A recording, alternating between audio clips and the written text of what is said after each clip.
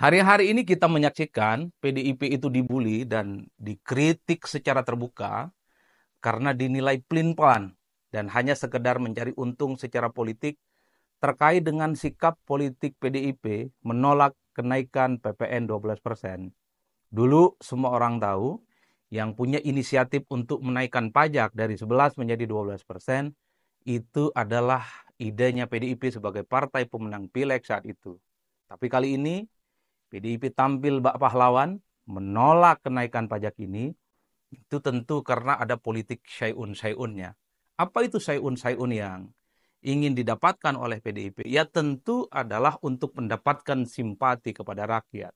PDIP dengan menolak naiknya pajak 12% ini tentu ingin disebut sebagai partai yang pro dengan wong cilik, pro rakyat, dan menolak segala bentuk kebijakan yang tidak berpihak. Ini yang disebut dengan politik syai'un-syai'un. Jadi syai'un-syai'un itu adalah istilah Arab yang saya sederhanakan ada sesuatu. Syai'un-syai'un secara harfiah artinya sesuatu. Jadi kalau ada politisi tiba-tiba mengubah sikap politiknya secara dramatis, pasti ada syai'un-syai'un di dalamnya. Hal yang terjadi pada PDIP bagi saya, ini bukan hanya isapan jempol. Dan ini bukan hanya terjadi pada PDIP. Partai-partai yang lain kita tahu, dulu sejumlah partai politik sangat anti dengan Jokowi, sangat anti dengan IKN. Tapi tiba-tiba partai itu setelah Pilpres menyatakan tegak lurus dengan IKN, mendukung 100% IKN, samikna wa ta'na dengan semua legacy yang dilakukan oleh Jokowi. Itu kan juga syai'un-syai'unnya. Misalnya koalisi perubahan, di situ ada PKS, ada PKB, dan ada Nasdem.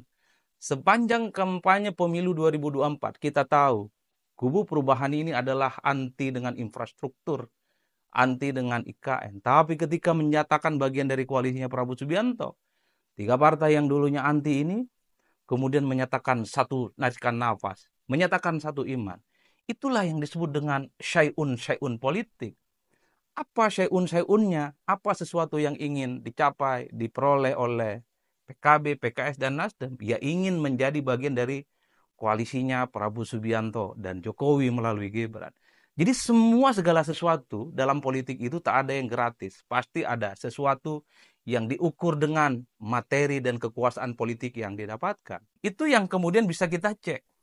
Padahal kita tahu sepanjang Pilpres 2014, sepanjang Pilpres 2019, kubu Gerindra sangat agresif, sangat lantang untuk menyerang Jokowi, menyerang PDIP, dan seterusnya, dan seterusnya.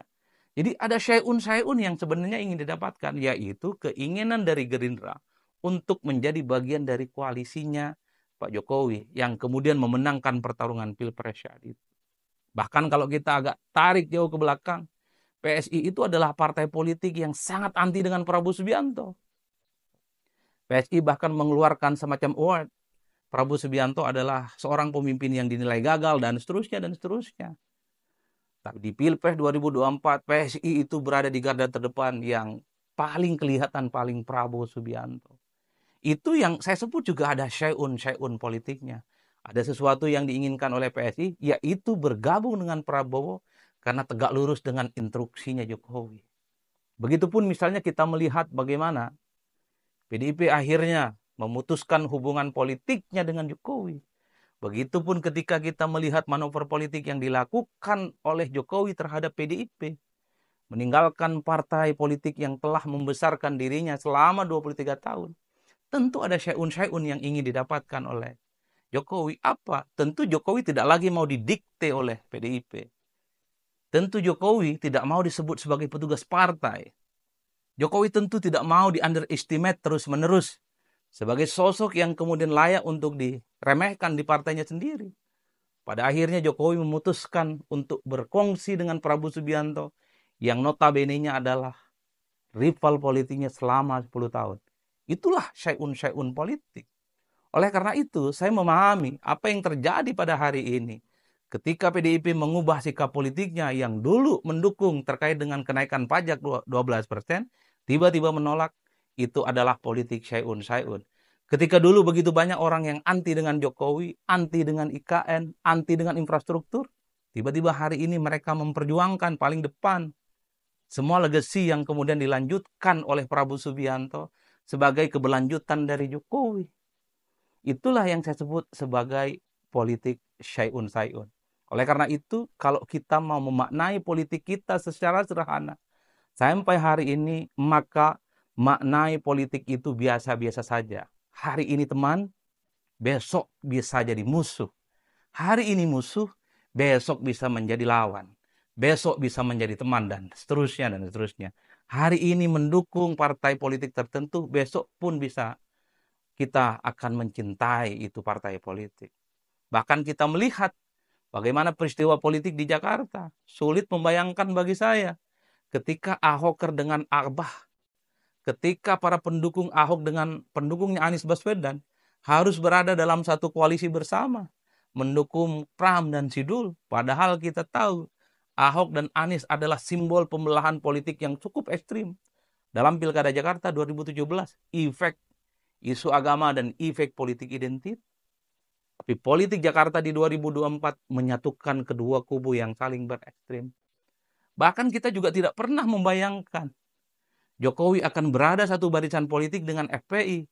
Gara-gara Pilkada Jakarta 2024 mendukung Ridwan Kamil dan Suswono. Jokowi berada satu barisan politik dengan PKS. Gara-gara mendukung Ridwan Kamil dan Suswono. Semua ada syai'un politiknya.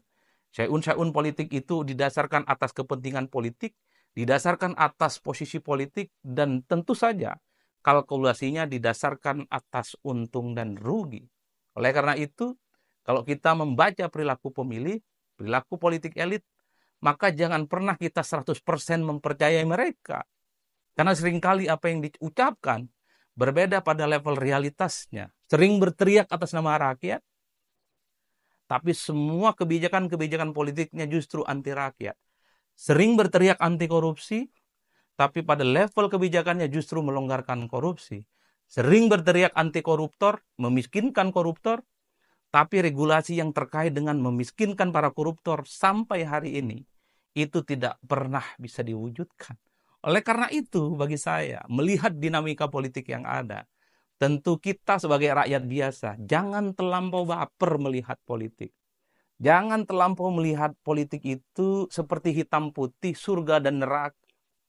Sebagaimana halnya kita misalnya menggunakan preferensi hidup yang menggunakan identitas-identitas agama.